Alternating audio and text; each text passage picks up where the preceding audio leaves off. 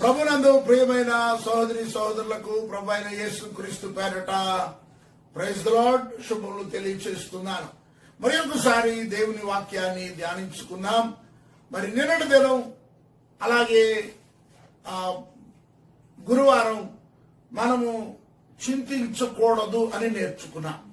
అదే వచనములో అపోస్తలుడైన పౌలు ఫిలిప్పీలకు రాసిన పత్రిక 4వ అధ్యాయము 6వ వచనంలో దేని విషయము దేని గూర్చి చింతపడకుడి గాని ప్రతి విషయములోను ప్రార్థన విజ్ఞాపనల చేత కృతజ్ఞతాపూర్వకముగా మీ విన్నపములు దేవునికి తెలియ చేయుడి. చింతపడద్దు. సమస్య ఎంత పెద్దదైనా చాలా మంది రకరకాలైన వార్తలు వచ్చేస్తున్నాయి. పేపర్లో, టీవీల్లో, అలాగే సామాజిక మాధ్యాల్లో కరోనా ఆగదు, కరోనా అన్ని సంవత్సరాలు ఉంటది అని ఏమి బాధపడద్దు. దేవుడు తలచుకుంటే ఒక్క క్షణములో దానిని ఆపివేస్తాడు. ప్రియ దేవుని బిడ్డలారా, ధైర్యంగా ఉండాలి.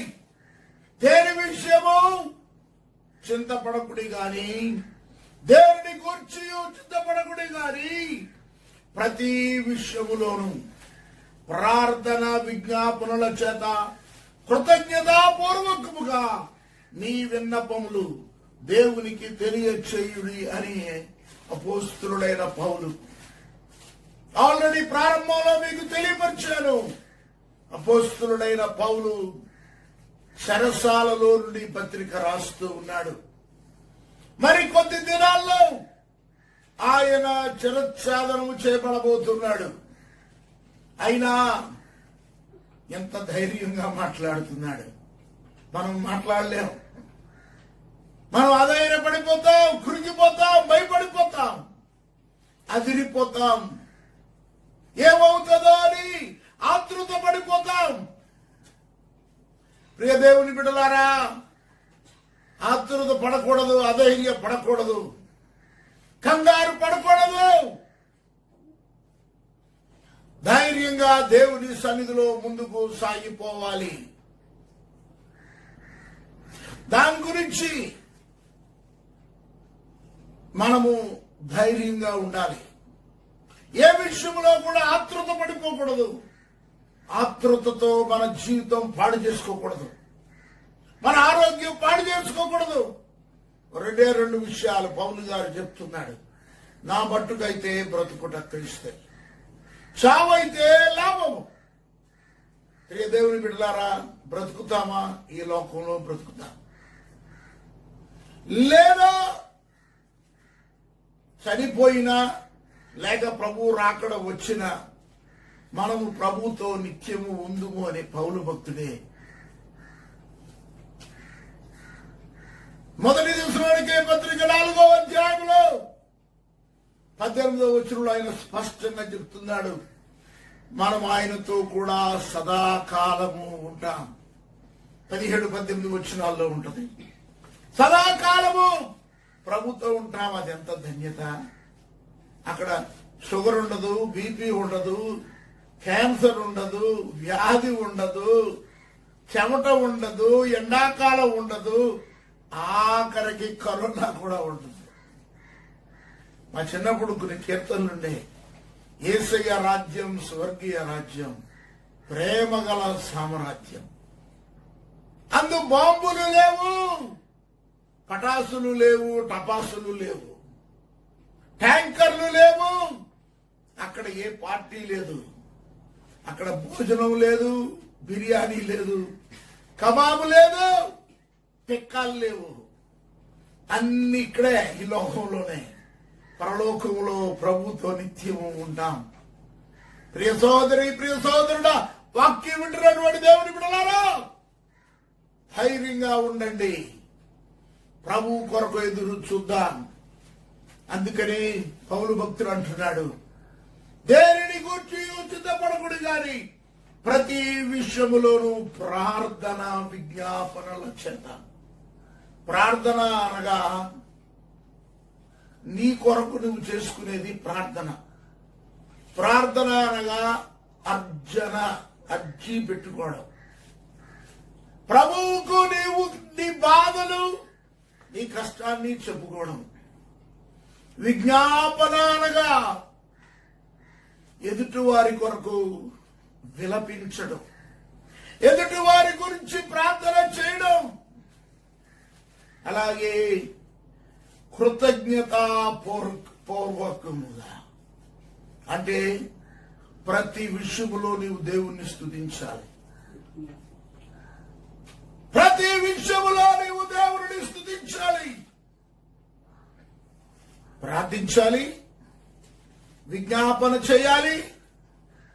ప్రతి విషయంలో కృతజ్ఞతాపూర్వకముగా మన విన్నపములు దేవునికి తెలియచేయాలి. ప్రియ దేవుని బిడ్డలారా, మనము దేవునికి ప్రతి విషయంలో ప్రార్థన చేయాలి. ప్రార్థన చేయడం గురించి బైబిల్లో అనేకమైన వచనాలు ఉన్నాయి. అయితే కొన్ని వచనాలు మనము ఇప్పుడు ధ్యానం చేసుకున్నాం. మొదటి దినవృత్తాంతముల గ్రంథము 16వ అధ్యాయము 11వ వచనంలో ఈ విధంగా రాయబడి ఉంది. యెహోవాను ఆశ్రయించుడి, యెహోవాను ఆశ్రయించుడి, ఆయన బలమును ఆశ్రయించుడి, ఆయన సన్నిధిని నిత్యము వెదకుడి. ఎవరు రాస్తున్నారో తెలుసా? గొప్ప దైవజనుడు, భక్తుడైన దావీదు గారు రాస్తూ ఉన్నాడు. ఆయనను ఆశ్రయించండి, యెహోవాను ఆశ్రయించండి, ఆయన బలమును ఆశ్రయించండి, ఆయన సన్నిధిని నిత్యము ఆశ్రయించుడి. దానికి సంబంధించిన వచనం మరలా కీర్తనకారుడు రాస్తూ ఉన్నాడు. 105వ సంకీర్తన 4వ వచనములో ఈ విధంగా భక్తుడు రాస్తూ ఉన్నాడు. యెహోవాను వెదకుడి, ఆయన బలమును వెదకుడి, ఆయన సన్నిధిని నిత్యము వెదకుడి. చాలా మంది అంటారు త్రిత్వం లేదు బైబిల్లో అంటారు. త్రిత్వం లేదంటారు. అక్కడ క్లియర్ గా కనబడుతుంది త్రిత్వం. యెహోవాను వెదకుడి, ఆయన బలమును వెదుకుడి, ఆయన సన్నిధిని నిత్యము వెదకండి. యెహోవాను వెదకండి, తండ్రి అయిన దేవుడు. ఆయన బలమును వెదకండి, ఆ కుమారుడైన క్రీస్తు. ఆయన బలమై ఉన్నాడు. ఆయన బలమై ఉన్నాడు కనుక భూమి మీదకి వచ్చి బలహీనులమైన మన కొరకు సిలువలో మరణించాడు. సిలువలో మరణించాడు అంటే ఆయన బలవంతుడు. ఆయన చేతకాని వాడు కాడు. చాలా మంది ఆయన చేతకాని వాడు అనుకుంటాడు. ఆయనే రక్షించుకోలేకపోయాడు, సిలువేసేశారు, ఆయనే దేవుడు అంటారు. ప్రియ దేవుని బిడ్డారా, ఆయన బలవంతుడు కనుకనే ఆ సిలువ మరణాన్ని తట్టుకోగలిగాడు. ఆయన బలవంతుడు. యెహోవాను వెదకుడి, ఆయన బలమును వెదకుడి, ఆయన సన్నిధిని నిత్యము వెదకుడి. అంటే నిత్యము మనతో ఉండేవాడు పరిశుద్ధాత్ముడు. తండ్రి, కుమార, పరిశుద్ధాత్మ దేవుడు, త్రియేక దేవుడు, ఏక దేవుడు. ప్రియ దేవుని బిడ్డలారా, ముగ్గురు దేవుళ్ళు కాదు, పొరపాటు పడకండి. త్రియేక దేవుడు. ఆయన బలమును వెదకండి, యెహోవాను వెదకండి, ఆయన సన్నిధిని నిత్యము వెదికితే అంటే ప్రార్థిస్తే నీ ప్రార్థనలకు జవాబిచ్చే దేవుడై ఉన్నాడు. దేవునికి స్తోత్రం కలుగును గాక. హోషేయ గ్రంథము 14వ అధ్యాయము 2వ వచనంలో ప్రవక్త ఇశ్రాయేలీయులతో ఏం చెప్తున్నాడు? దేవుని బిడ్డలారా, ప్రవక్త అయిన హోషేయ ఈ విధంగా రాస్తున్నాడు. 14వ అధ్యాయము 2వ వచనంలో ఈ విధంగా వివరిస్తూ ఉన్నాడు. గమనించండి. మాటలు సిద్ధపరచుకొని యెహోవా యొద్దకు తిరుగుడి. యెహోవా యొద్దకు తిరుగుడి. మీరు ఆయనతో చెప్పవలసినదేమనగా మా పాపములన్నీ పరిహరింపుము. ఎడ్లకు బదులుగా నీకు మా పెదవులను అర్పించుదుము. నీవు అంగీకరింపదగినవి అవే మాకున్నాయి. దేవునికి స్తోత్రం కలుగుగాక. దేవుని బిడ్డలారా, మన జీవితంలో మనకు ఎడ్లు ఉండకపోవచ్చు, గొర్రెలు ఉండకపోవచ్చు, మేకలు ఉండకపోవచ్చు, డబ్బులు ఉండకపోవచ్చు, ఆహారం ఉండకపోవచ్చు, ఈ భయంకరమైన క్లిష్ట పరిస్థితుల్లో. కానీ భక్తుడు అంటున్నాడు, మాకున్నది మా పెదవులే, మా పెదవులు నీకు అర్పిస్తా. మాటలు సిద్ధపరుచుకొని నీ వైపు తిరుగుతాము దేవా. దేవుని బిడ్డలారా, ఈ భయంకరమైన క్లిష్ట పరిస్థితుల్లో మన దేవుని వైపు తిరగవలసిన వారమై ఉన్నాం. మనము బాగా జాగ్రత్తగా గమనించుకొని మన పెదవులను చెడ్డ మాటలకు కాకుండా, 34వ కీర్తనలు అంటాడు, చెడ్డ మాటలు పలుకకుండా నా పెదవులను, నీ పెదవులను కాచుకోవాలి అని భక్తుడైన దావీదు అంటున్నాడు. ప్రియ దేవుని బిడ్డలారా, మన పెదవులను కాచుకోవాలి. మన పెదవులు చాలా ప్రమాదం. దేవుని వాక్యంలో ఉంది, కృత నిబంధనలో, నాలుక చిన్న అవయవం, ఇంతే ఉంటది. ఒకవేళ కొంతమందికి ఉంటే బాగా ఉంటే 3-4 అంగుళాలు ఉండదేమో, కానీ ఎంత ఉన్నా చిన్నదే, కానీ అది ఎగిరి పడద్ది. అందుకని పెదాలు, నాలుక మనం దేవునికి సమర్పించాలి. నువ్వు ఎప్పుడైతే దేవునికి నీ పెదాలు, నీ నాలుక సమర్పిస్తావో, నీ పెదాలతో, నీ నాలుకతో దేవుని ప్రార్థిస్తావో, స్తుతిస్తావో, విజ్ఞాపన చేస్తావో, నీ విన్నపములు దేవునికి తెలియపరుస్తావో, అప్పుడు నీకు దేవుడు జవాబు అనుగ్రహిస్తాడు. యేసు ప్రభు మాట్లాడుతూ, కొండ మీద ప్రసంగం చేస్తూ అనేకమైన సత్యాలు చెప్పాడు. ఒక్కొక్క సత్యం చూస్తుంటే ప్రపంచంలో ఉన్న డైమండ్స్, ప్లాటినం, ఇంకా శ్రేష్టమైన పదార్థాలు ఎందుకు పనికిరావు. ఆయన మాటలు అంత విలువైనవి. ఆయన మాటలు మాట్లాడుతూ సులువుగా గుర్తుపెట్టుకోవడానికి మత్తయి సువార్త 7వ అధ్యాయము 7 అందరికి ఇష్టం. అంటే బైబిల్లో కూడా 7 దేవుని సంఖ్య. అందుకని బాగా గుర్తుపెట్టుకోండి, 7 అనగా అడుగుడి మీకు ఇయ్యబడును, వెదకుడి మీకు దొరుకును, తట్టుడి మీకు తీయబడును. ఇంగ్లీష్ లో చెప్తారు వినండి, ఒక గొప్ప మర్మం ఉంది ఇందులో, సత్యం. ఆస్క్ 7 అందరికి ఇష్టం. అంటే బైబిల్లో కూడా 7 దేవుని సంఖ్య. అందుకని బాగా గుర్తుపెట్టుకోండి, 7 అనగా అడుగుడి మీకు ఇయ్యబడును, వెదకుడి మీకు దొరుకును, తట్టుడి మీకు తీయబడును. ఇంగ్లీష్ లో చెప్తారు వినండి, ఒక గొప్ప మర్మం ఉంది ఇందులో, సత్యం. ఆస్క్, ఇంగ్లీష్ లో చెప్తున్నారు వినండి, ask it shall be given, seek you shawl find, నాక్ and it shall be opened.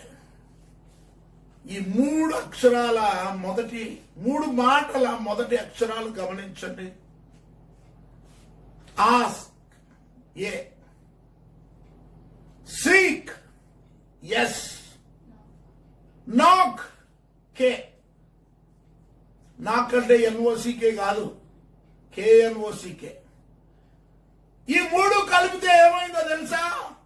మరలా యాస్క్ అయింది. ASK, ask. అది గుర్తుపెట్టుకోండి. అడుగుడి మీకు ఇవ్వబడును, వెదకుడి మీకు, తట్టుడి మీకు తీయబడును.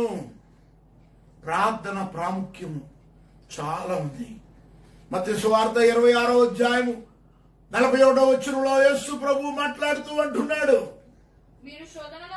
మీరు శోధనలో ప్రవేశింపకుండునట్లు మెలకువగా ఉండుడి, ప్రార్థన చేయుడి.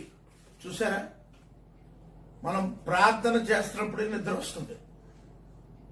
చాలా మంది మంచిగా ప్రార్థన చేస్తారు.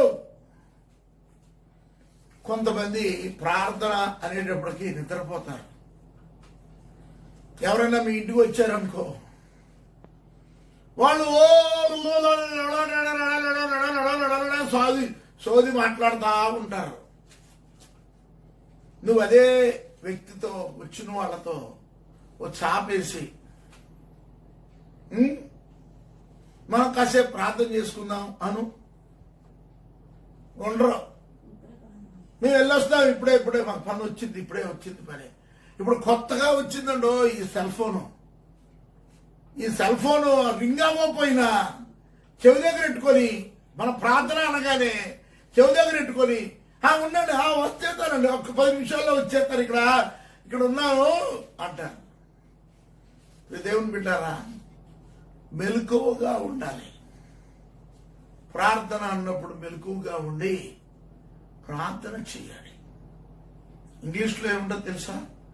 Watch and pray. వాచ్ అంటే మెలకువగా ఉండడం కాదు.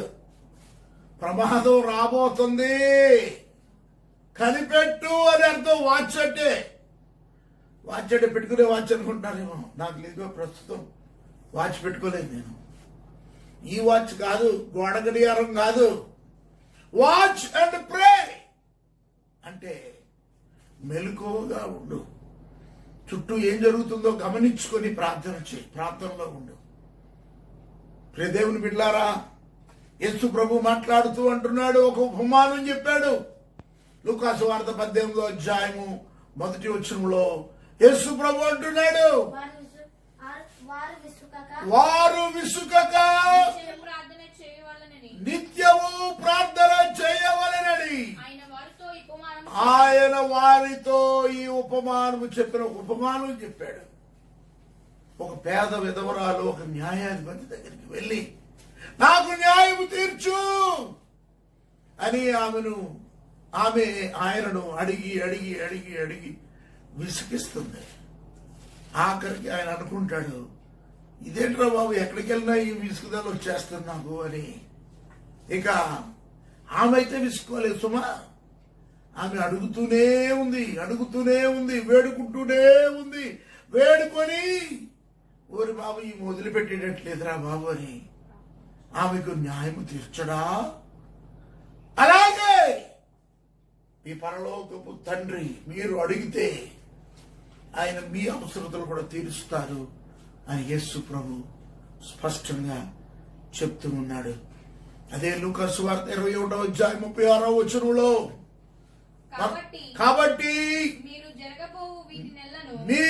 జరగబోవు వీటెల్లటిని తప్పించుకొని మనుష్య కుమారుని ఎదుట నిలువబడుటకు శక్తి గలవారగుటకు ఎల్లప్పుడూ ప్రార్థన చేయొచ్చు, మెలకువగా ఉండడు. అక్కడ కూడా వాచ్ అండ్ ప్రే అని ఉంటుంది. ప్రే దేవుని బిడ్డలారా, ఆ వాక్యం ఎంత స్పష్టంగా ఉందో మళ్ళీ ఒకసారి చదువుదాం చూడండి. కాబట్టి అదిగో జరగబోవు వీటెల్లను అంటే రాబోవు కరోనాను బట్టి ఈ కరోనాను తప్పించుకొని మనుష్య కుమారుని ఎదుట నిలువబడుటకు శక్తి గలవారగునట్లు. గమనించండి, ఈ కరోనాని తప్పించుకొని, ఈ లోక పాపాన్ని తప్పించుకొని, ఈ శాపాన్ని తప్పించుకొని, ఈ రోగాలను, ఈ వైరస్లు అన్నింటినీ తప్పించుకొని ప్రభు ఎదుట ప్రత్యక్షం అవ్వాలంటే, నీవు దేవుని ఎదుట ప్రత్యక్షం అవ్వాలి అంటే ఒకే ఒక కారణం, ఎల్లప్పుడూ ప్రార్థన చేయుచు మెలకువగా ఉండండి. దేవుని దగ్గరకు వెళ్ళాలంటే కూడా ప్రార్థనే కావాలి సుమా. అందుకని మా సహోదరి ఒక అక్క ఒక కీర్తన రాశారు, ప్రార్థన యేసుని సందర్శన, పరమ తండ్రితో సంభాషణ. నీవు ఆయనను కలుసుకోవాలి అంటే, నీవు ఆయనను చూడాలి అంటే ప్రార్థన ఒక్కటే మార్గం. అంతేకాదు రేపొద్దున తీర్పు దినంలోకి మనం రాకూడదంటే, మనం పరలోకములో ఆయన ఎదురు కూడా ప్రత్యక్షముగా నిలబడాలి అంటే ప్రార్థన ఒక్కటే. యోహాను సువార్తలో 16వ అధ్యాయము 24వ వచనంలో ఎంత చక్కని మాటలు ప్రభు వ్రాస్తున్నాడో చూద్దాం. ఇది వరకు మీరేమియో నా పేరట అడగలేదు, మీ సంతోషము సంపూర్ణమగునట్లు అడుగుడి మీకు దొరుకును. ఈ సంగతులు మీరు ఇంతవరకు నా నామమున ఏదియూ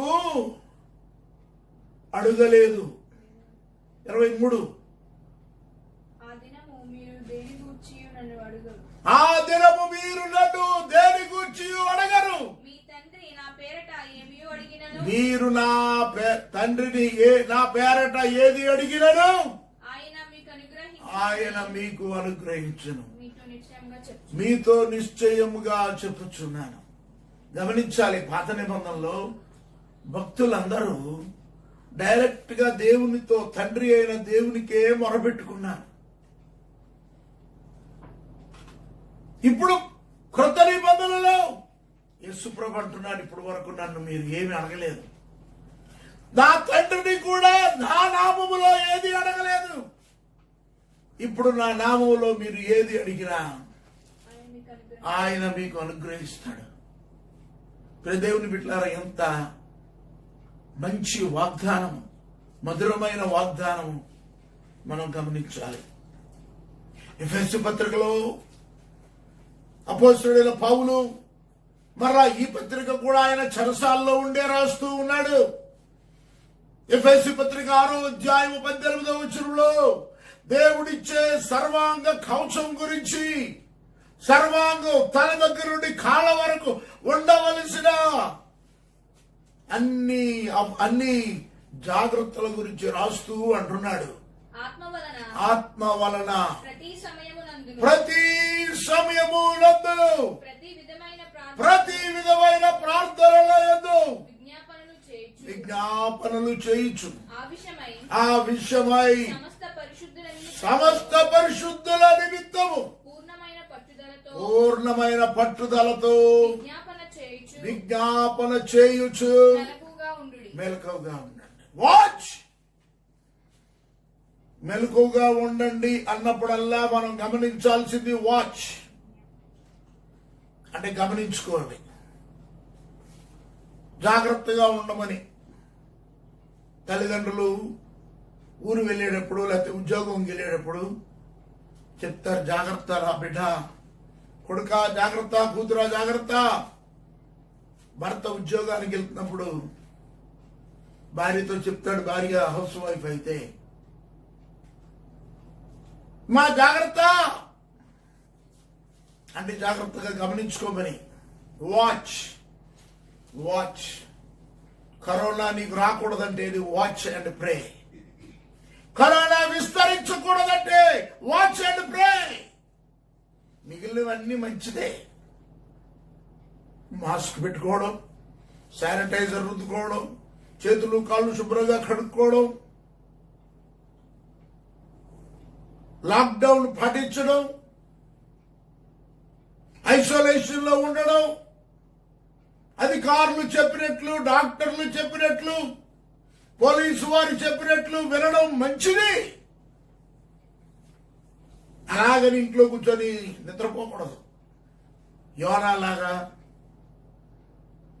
మిగిలిన నిద్రపోతుల్లాగా మెలకువగా ఉండాలి. మెలకువగా ఉండి ప్రార్థన చేస్తే ప్రభు అంటున్నాడు, ఆత్మ వలన ప్రతి సమయమందు ప్రతి విధమైన ప్రార్థన చేయాలి.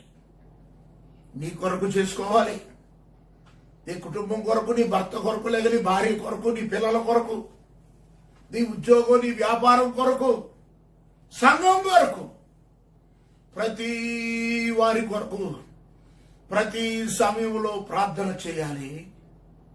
మెలకువగా ఉండండి. గమనించండి, తెస్సలోనికీయులకు రాసిన పత్రిక 5వ అధ్యాయం 17వ వచనంలో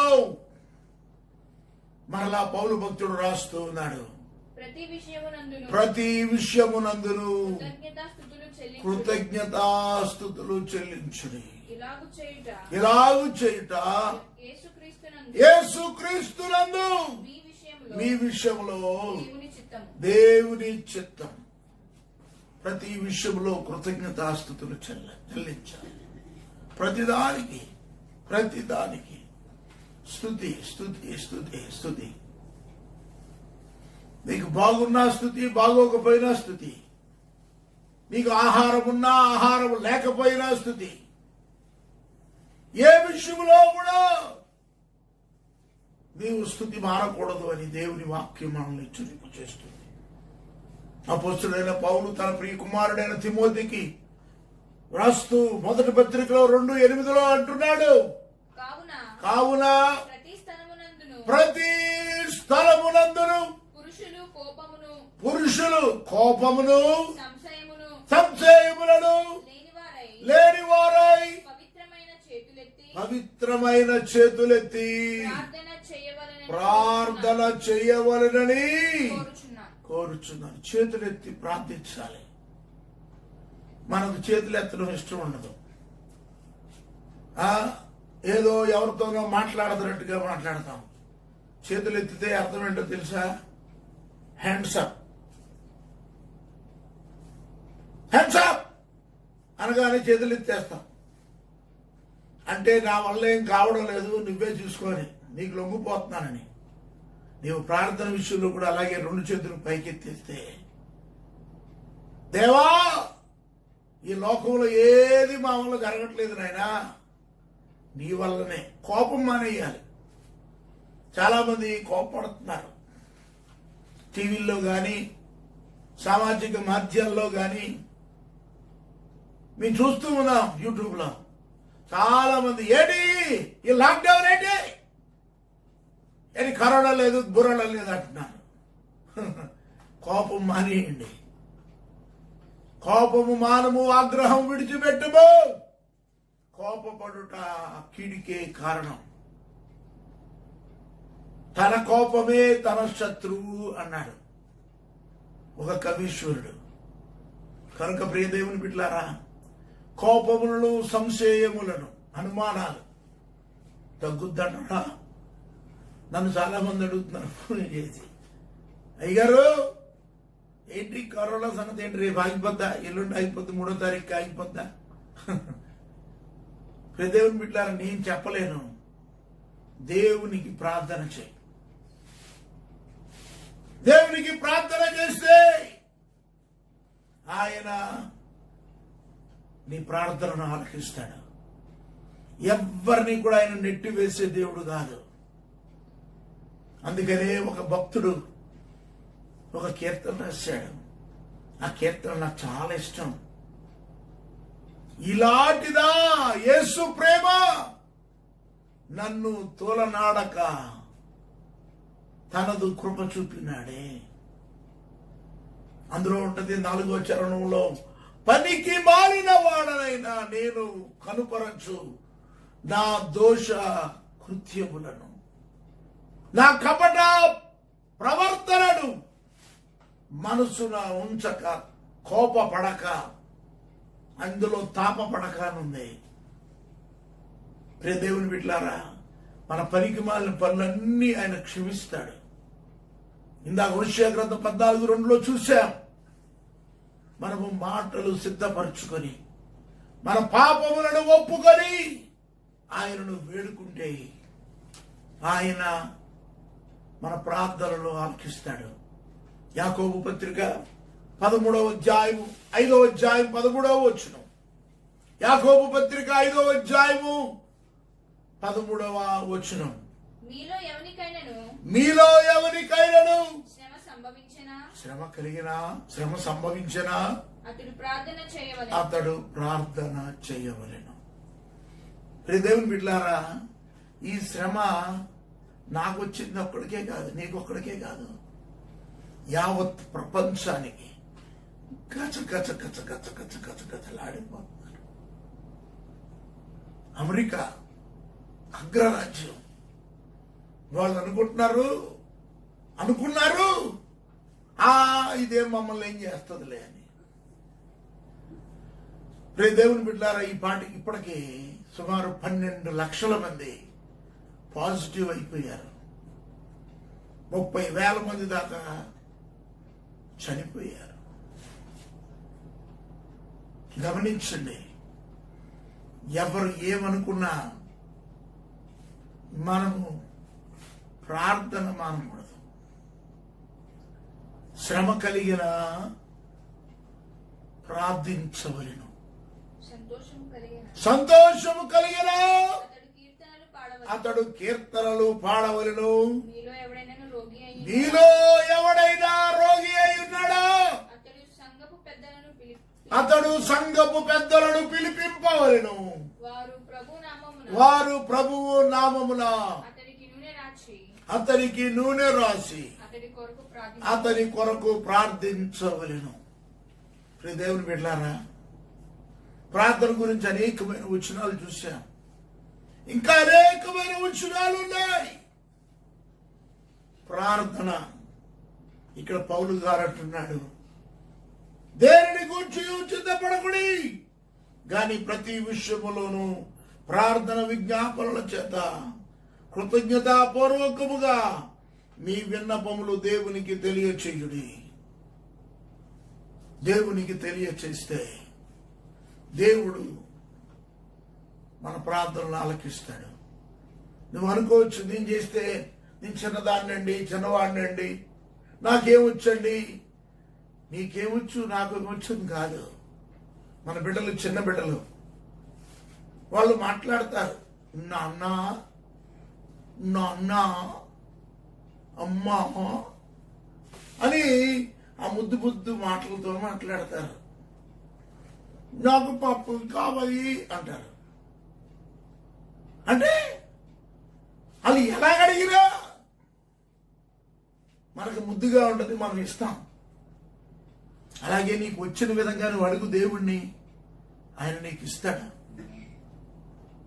నువ్వు అడుగు. నీకు శ్రమ కలిగింది.